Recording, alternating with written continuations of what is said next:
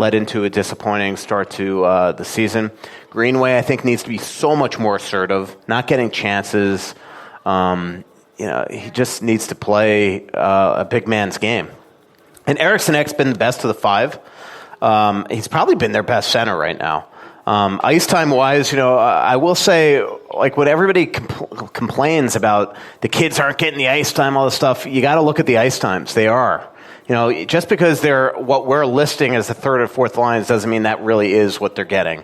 They are getting the quality ice time right now, and they're just not doing anything with it.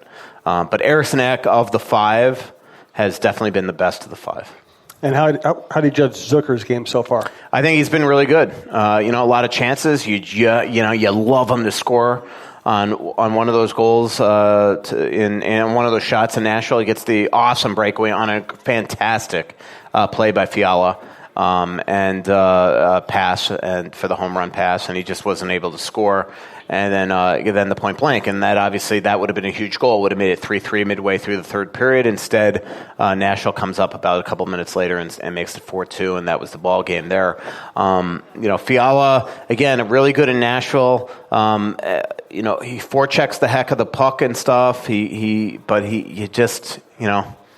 hate to always go back to the game breaker line by Paul Fenton, but this was my problem with Paul, and I think it was it was an experienced GM doing this, is that he created this expectation amongst all of us that this guy was going to be a game breaker, to the point that even his teammates or coaches even make flippant comments about him being a game breaker when he doesn't score on plays like that. And so, the expectation was that Fiala was going to be able to, one time, that's why he's on the ice in that situation. I hand Bruce credit for putting him in that situation, and he just wasn't able to get it done. Do us a favor, follow us on Twitter at TalkNorthPod. I'm sure you already follow Michael. Go ahead and follow the network at TalkNorthPod. You'll see some other shows you might be interested in. You also have live show updates, and we don't put a ton of stuff on that feed, so it won't clog up your timeline. TalkNorthPod on Twitter. Yes, Vicki, how are you? I'm good. Good. Sort of. Why is Dubnyk not getting a lot of attention? Is it because the team is doing poorly? That's definitely why. It's hard to sit there and say that Doobie's playing great when the team has no wins. You're asking for trouble if you're writing that story at this point, right? And the other thing, it's not like that he's given up only one goal a game. He gave up what was it? It was 3 in Colorado and 4 in Nashville. Yeah. And frankly, even though Eric Stahl screwed up on the last 2 goals that he was on the ice for, that thing's overlooked if Doobie makes the save on the original shot before Arvidsson scored. He kicked that rebound out to Arvidsson, and that was the killer goal in that game. So, Doobie's the least of their problems right now. But it's kind of like last year. Doobie got off to a great start last year, too, and you're just like, God, man, you just know that eventually he's going to go through his dry spell, and you're sort of wasting his performances now. And that was the sad part of the Nashville game. He made some unbelievable saves in that game, both in the first period and the third period, and they just, they wasted the effort. Well, I don't think he started out well. Oh, you don't think so? I don't. I think he's been really good. He's kind of been all over the place. I don't know if I agree. I think he's gotten off to a really good start. To me, in Colorado, none of those goals are his fault. Rantanen between the slot on a McKinnon interference. That should have been a penalty. Rantanen scoring that against everybody. He did his job on the wraparound on Bellemare. Bellemare unfortunately lost the puck and was able to elevate it. And I guarantee if you ask Bellemare, the fact that puck got up probably surprised him more than anybody. And nobody stopping the Landeskog one. So he made some unbelievable saves to keep them in that game. So I think he was great in Colorado. I thought he made some unbelievable saves in Nashville. The one that broke Mary's heart. Yep. But again, the fourth goal was the killer goal that night. Well, I guess relatively speaking. Yeah, and I'm sorry, once Arvidsson has that puck in the slot, he's scoring. The guy's a 30-goal scorer. He's an awesome shooter. To me, I don't know. I will say, I know that a lot of people that read me and listen to me always think that I'm a Doobie apologist, but I have always. But if you remember on Twitter, I criticized him on that. I think I called it a trampoline rebound. But still, to me, I always look at where the mistake happened. And I'm like Eric Staal's at center ice in a 1-goal deficit with 12 minutes left in the game. He's a veteran. That is his fault. It's not Doobie's.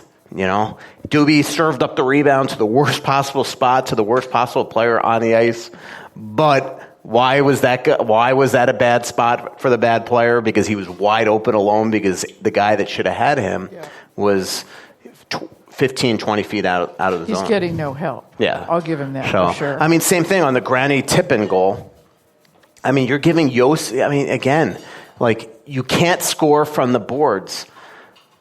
So why is Eric Staal chasing the puck carrier when that's not his job? His job is to front Yossi. And so Roman Yossi, who just scored right there, stepping into a puck from the top of the left circle with traffic in front, nobody around Granny, that's going to most likely be a goal. It's probably going to be stopped, but Granny got a stick on it, The third goal is a weird goal, too. I did feel like the third goal, he was a little too casual on his first save. He never really got set. But again, it's just like, I know it's the type of flukes that only seem to happen to Doobie, but it's like Suter knocks down Austin Watson, and then the shot comes in, and Watson on the ice gets his stick on it. I mean, it's just like, God, it's just, that's bad puck luck right there.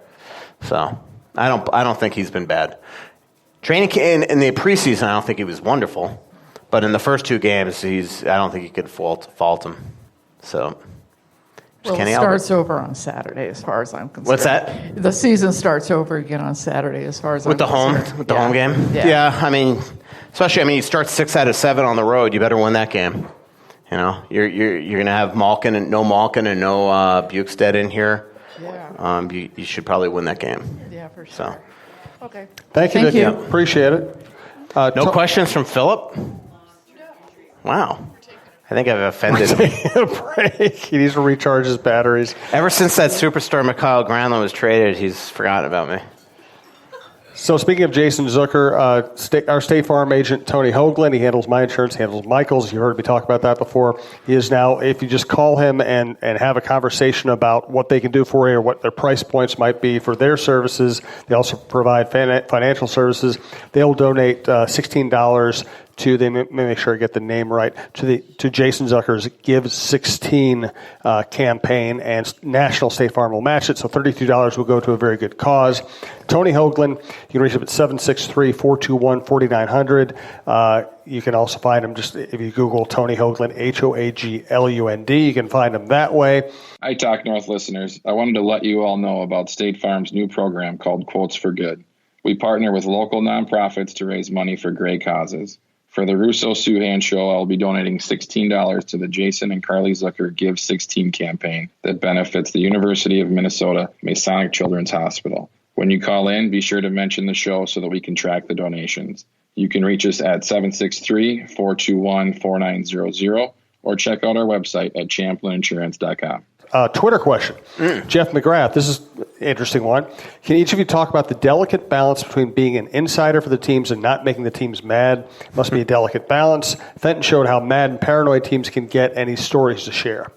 I think I've written everything I'm willing to write about that. But part of the job is you're going to always tick somebody off, and that's hard to do at times, to show your face the next morning. I think that's just the most important thing is that, I ask the players to be accountable. So if I'm going to sit there and critique them or point out stuff that I know is going to ruffle some feathers, I better show up the next day. That's the beat writer way. We call columnists one-hit wonders. Or is that what we call you guys? I don't know. What do you call us? Yeah. I have a couple nicknames for you. As a beat writer. Oh, hit and runners. That's what I call you. As a beat writer, I would do what you did. I would be there the next morning every day. You've written more than one good column. I apologize for that. Let's not go that far. Yeah. But as a columnist, I just can't always be there the day after I write up my team. Exactly. I cover 8 different teams. I'm different places every day. I know I make sure that early on in my relationships with teams, I tell the PR guy, hey, got all my information. Yeah. Somebody wants to talk to me, have them call me. David Kahn used to call me like every day. Yeah. You know what's funny about Souhan? So obviously I don't work at the Star Tribune anymore, but because he and I do the podcast together, we're sort of just still kind of aligned. So when he writes a column that ticks off somebody with the Wild, whether it's a player or the owner or the GM or whatever, I still get the brunt of the well, your buddy Souhan. I'm like, I had nothing to do with that anymore. So, but then they point out that that a lot of the things you might write might be stuff you hear me say on the podcast. So it's possible. So I guess it's kind of still my fault. I guess it's possible. So I also remember, like when I covered the Twins. And when I cover the Vikings, I can't tell you how many times, either as a beat writer or as a columnist, that a PR guy or another player or somebody would say, "Oh, this guy's really mad at you," right? And then I swear to God, I'd show up, I'd stand within 10 feet of them, and they wouldn't say a word to me. Now, and here's the thing: the days if I couldn't show up or I couldn't be there, then they went around bad mouthing me to everybody. But when I went and stood in front of their locker, nobody ever said a word. Yeah. That was, the one I will say is Setaguchi. He was scratched before the San Jose game, and I wrote the reason why he was scratched. He was ticked. He wanted me to retract it. We got to Chicago the next day for, a practice. I can't remember exactly the scenario, but home against San Jose, remember, it was a first or second game playing in San Jose since being traded here. All of a sudden, Yo scratches him for the game in a disciplinary move. I wrote the reason. Next day, he wanted me to retract it when we got to Chicago. I told him I refused to retract it because it was told to me from an outstanding source. And I told him, I said, your biggest concern should be who told me this, because he's the person you really got to worry about, And so to me, it was over. But then I see him that night, just coincidentally, on the street by Rush Street in Chicago, and he wants me again to retract it. I tell him I'm not retracting it. It was told to me there are two types of off the record, right?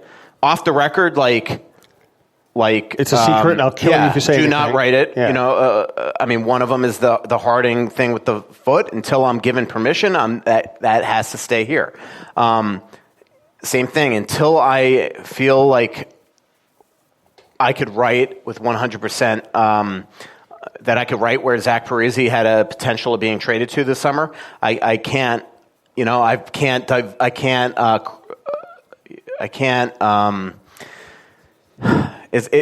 one's a kind of a touchy, delicate one, but to me, it's been told to me like it is off the record, the team, and until I feel comfortable that I have essentially permission to write it, that's off the record. But this one was like, yeah, you could write it. This is why he was scratched, but just don't say it came from me. That are two different types of off the record. So anyway, sorry to make you stand there on a knee that needs to be replaced. I apologize. It just dawned on me that. Do you want to ask your question? And then we'll get continue? back to this. All right. I got a question from Philip.